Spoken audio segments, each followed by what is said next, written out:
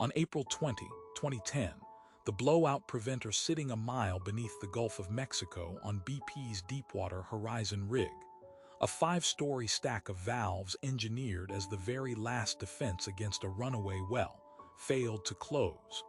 11 men working the night shift never made it off the rig.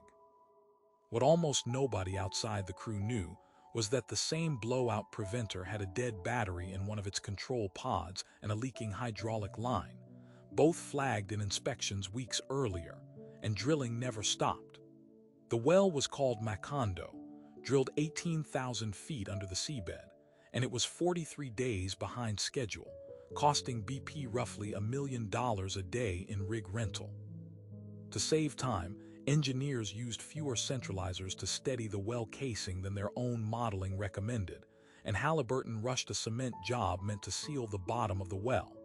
That night, the crew ran a negative pressure test to check the seal. The gauges showed a problem.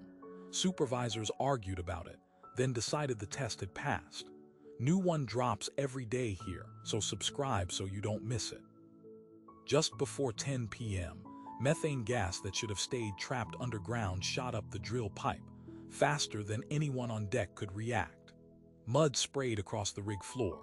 An alarm system that would have warned the crew earlier had reportedly been switched to bypass mode months before, because false alarms kept waking people up at night.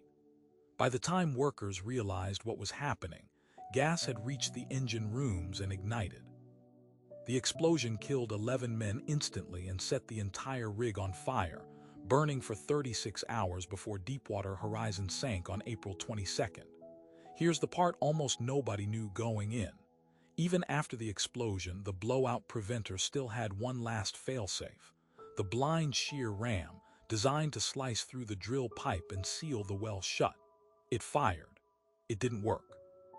Investigators later found the pipe had buckled off-center under pressure, and the shear ram's blades weren't strong enough to cut through pipe that wasn't perfectly centered, a design flaw regulators had known about across the entire offshore drilling industry for years, on rigs everywhere, not just this one.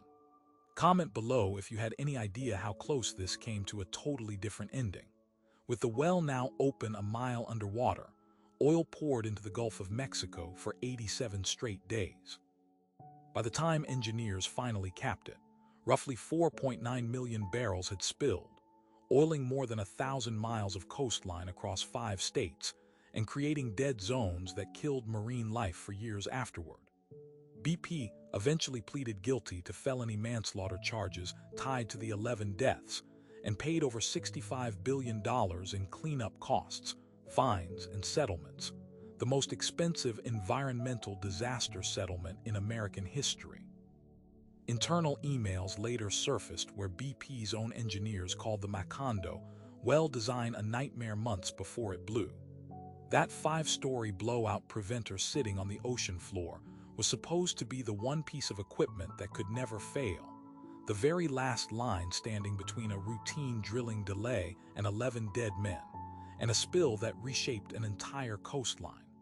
It had a dead battery in it the whole time. Hit the bell so this lands in your feed tomorrow, because tomorrow's story is about a company that buried its warning even faster.